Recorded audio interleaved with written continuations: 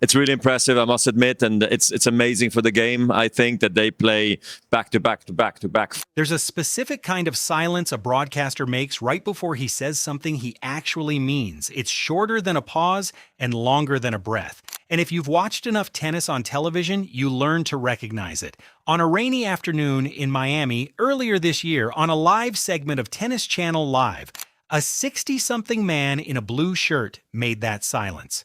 Then Paul Annacone, the coach who spent 3 years in Roger Federer's box and 3 years before that helping Pete Sampras hold the #1 ranking. He's my idol and was tough to play. Leaned toward the microphone and started talking unprompted about a 21-year-old from Quezon City ranked 32nd in the world. Her name is Alex Eala. He said her smile lit up a room. He said she had grace, and then, almost in passing, he said something that most of the people watching didn't catch, a specific technical phrase, 4 words long, that he had spent 20 years of his coaching life trying to teach 2 of the greatest players who ever lived. So here's the question this whole video is going to try to answer. Why did the coach who built his professional reputation on the art of taking time away from an opponent stop mid-broadcast on a rainy day in Miami to point at a 21-year-old Filipina and say, quietly, almost as an afterthought, that she can already do it? Because on the surface, this looks like a standard broadcast moment. Analyst previews a tournament. Analyst says nice things about a rising player. Filipino fans clip it. Everybody moves on. And if you stop reading the segment at that level, you're going to miss what actually happened, which is that a coach whose entire resume is built around one specific stylistic tradition of tennis, the tradition of the aggressive, first strike, redirect the ball baseliner, put Alex Eala inside that tradition on live television. He didn't say it that loudly, he didn't dress it up, he just said it, and nobody in the studio pushed back because on some level everybody knew he was right. The question isn't whether Annacone praised her. He did. The question is what he was actually praising and why. 5 months later, that praise is starting to look less like a compliment and more like a diagnosis. That's the story. If you care about where Alex Eala's career is going next, hit subscribe now because this channel is going to be sitting with her through the US Open and the Asian swing. And this is the frame you're going to want. Now quickly, because most of you know this, and the parts you don't know will layer in as we go.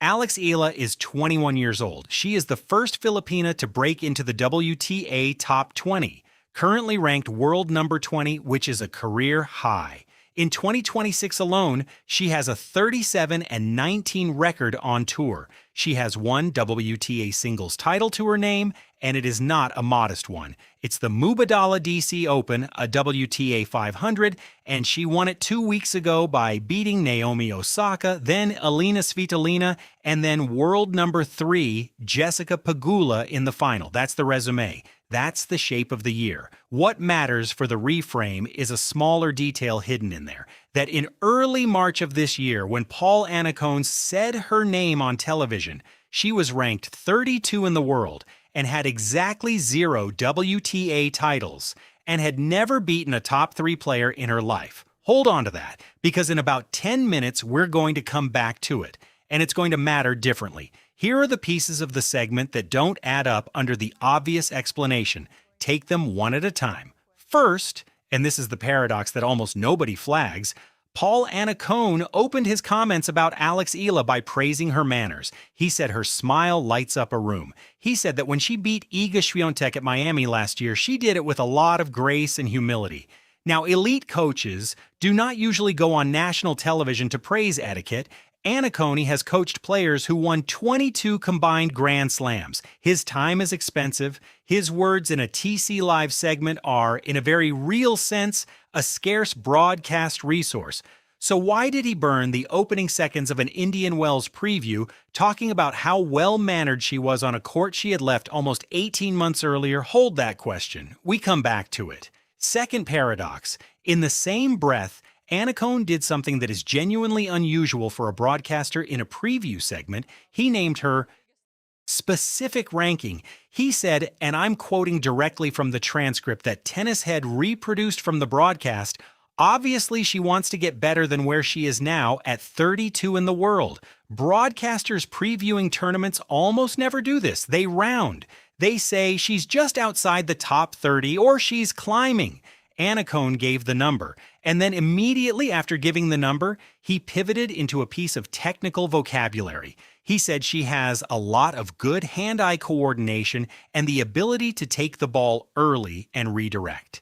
That's an oddly specific compliment. It's the kind of thing a coach says to another coach, not the kind of thing an analyst says to a lay audience on a preview show. So why did he choose that vocabulary on that broadcast for that player? Hold that one too. It's the one that matters most. Third paradox, and this is the one that seems to belong to a different conversation entirely. Annacone closed the segment by talking about her fans. Specifically, he said, I'm quoting again, "The fan stuff is always fun to me, because whenever you see players from smaller countries, the fans are so passionate when they get to the top. That's not a coaching observation. That's a commercial observation. That's a comment about audience, about market, about the shape of a career off the court. What is a former Federer coach, someone whose professional history is defined entirely by tennis played inside the white lines, doing framing a 21-year-old's fan base as an asset on live television in the same 45 seconds where he also talked about her forehand? Hold that. Because in the reveal, all three of these paradoxes are going to collapse into one sentence, and the sentence is going to be simpler than you think. Here's what I think is actually going on, and I want to say up front, this is a reading of a public broadcast based on the words Annacone chose and the resume he brings to those words. It is not something he sat down and told me. It's something the transcript rewards you for noticing. You've been assuming this whole time that Paul Annacone praised Alex Eala because she's a promising young player and he happened to like her game. That's the frame everybody has been sharing this clip inside. Federer's coach said nice things. Great. Feel good. Move on. But that's not what happened on that broadcast. What actually happened is that in about 45 seconds of live television, Paul Annacone diagnosed, very quietly in the specific vocabulary of a coach, the two exact assets that make Alex Eala structurally valuable to the WTA right now. One of them is technical, one of them is commercial, and he named them in that order because that's the order they matter in. And because he is a man who has spent his adult life thinking about how promising young players either become great players or don't.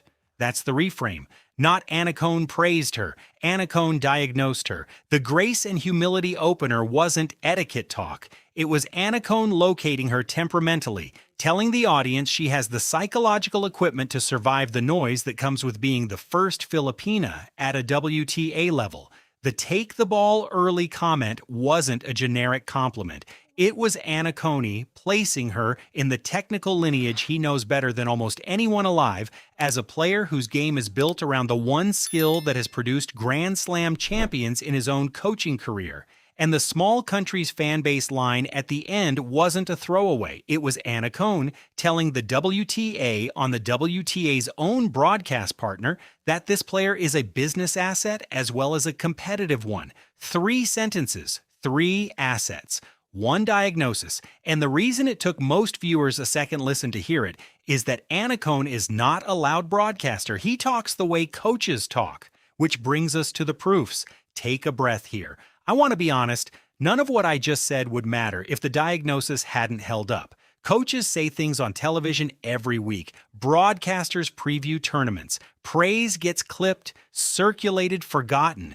What separates this segment from the ordinary version of itself is what has happened in the 5 months since, and whether the specific things Annacone named have actually shown up on the court. So let's go through the proofs. Proof number 1 is the number. When Annacone said Alex Eala's name on Tennis Channel Live, she was ranked 32nd in the world. As of this week, per the official WTA rankings, she is ranked 20th. She is the first Filipina to enter the WTA top 20. In the intervening months, she has beaten Donna Vekic, Jasmine Paolini, Elena Gabriela Rus, Naomi Osaka, Elena Svitolina, and Jessica Pegula. That's a former Slam finalist, 2 former top 5 players, a Grand Slam champion, and the current world number 3.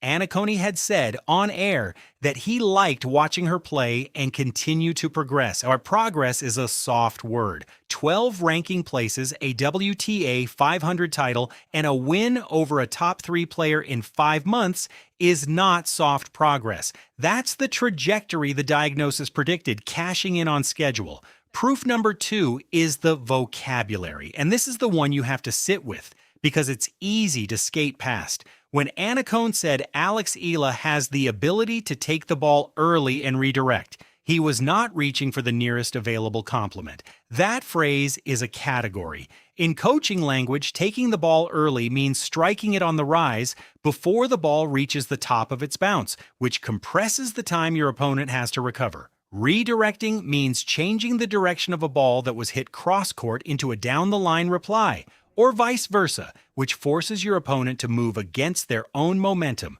Those 2 skills together form the technical DNA of first strike tennis. It is the skill Pete Sampras used to shorten points on his own serve. It is the skill Roger Federer used to build the most famous inside-out forehand in the sport's history.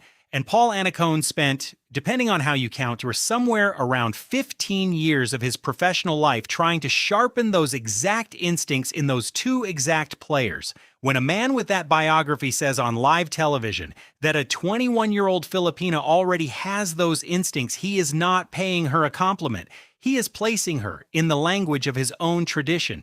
It's the difference between a chef saying your soup tastes nice and a chef naming correctly the 3 ingredients you used. That's a diagnosis. Kim Clijsters earlier in the year had said something in a similar register, praising Eala's belief and poise after her Abu Dhabi and Dubai runs per tennis head.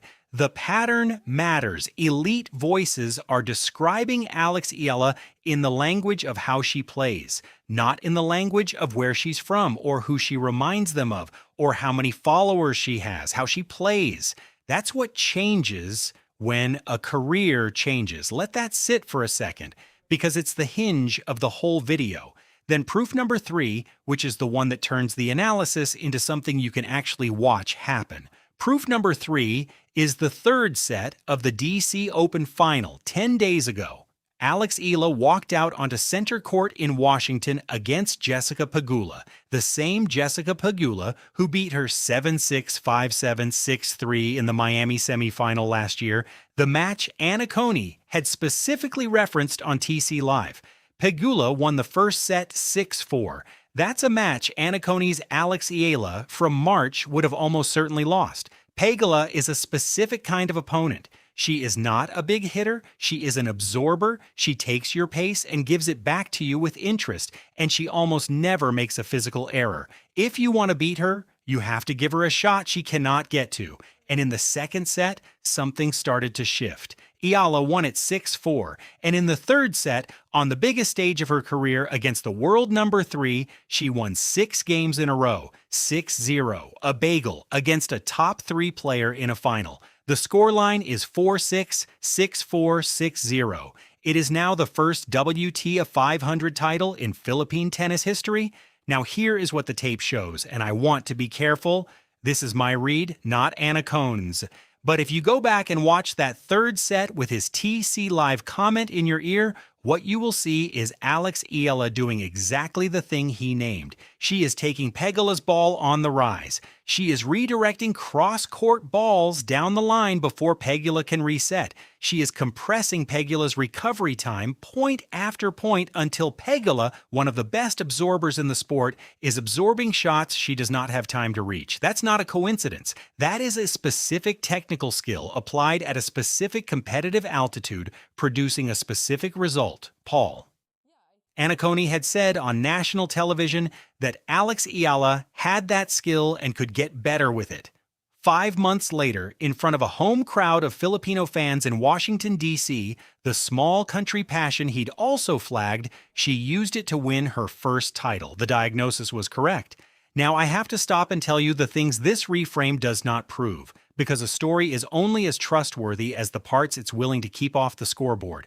This does not prove that Paul Annacone thinks Alex Eala is going to win a Grand Slam. He did not say that. What he said precisely was that she wants to get better than where she is now, which is a forward-looking observation, not a prediction. Do not let anybody upgrade that quote into an anointing. It wasn't one. This also does not prove that Annacone sat down that day intending to make a statement about her. He didn't. He was previewing Indian Wells. She was a talking point, and he answered thoughtfully. The interpretive weight I've placed on the segment, the reading that his vocabulary was a diagnosis rather than a compliment, is a reading. It's grounded in what he said and what he spent his career doing, but it's a reading. The most honest version of this story is that a very qualified man watched Alex Eala play, chose his words carefully on live television, and turned out to be right about her. That's already a lot. It doesn't need to be more than that to matter. And one more piece of honesty. 2 days ago, Alex Eala lost in the second round of the Cincinnati Open to Amanda Anisimova, the current world number 10. After leading the match, she won the first set 4-6. She lost the first set 4-6, took the second 6-4, and lost the third.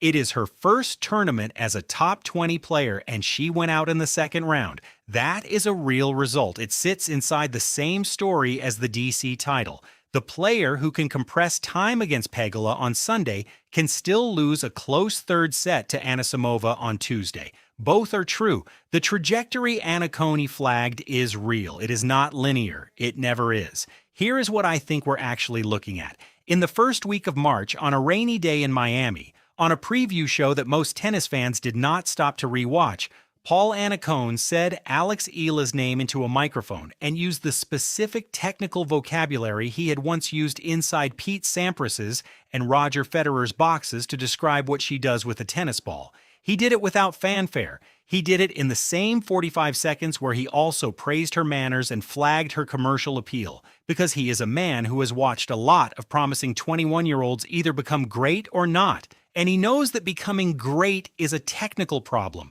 a temperamental problem, and a business problem all at once. And he named all three on air before most of the world knew they were watching a top 20 player. 5 months later, she is a top 20 player. She has beaten the world number 3 in a final. She has done it in the exact way he said she could. The room where Paul Annacone names you unprompted in the vocabulary he used to coach Grand Slam champions is not a room a number 32 player is usually invited into. That she was invited into it and that she has since spent 5 months proving she belonged there is the whole story. It is not a coronation. Nobody is anointing her the next anything. It is something quieter and more durable. The sound of the professional tennis world beginning to describe Alex Eala in the language of what she is rather than the language of what she represents. That is a different room than the one she was in a year ago. And the people in it are already using her first name.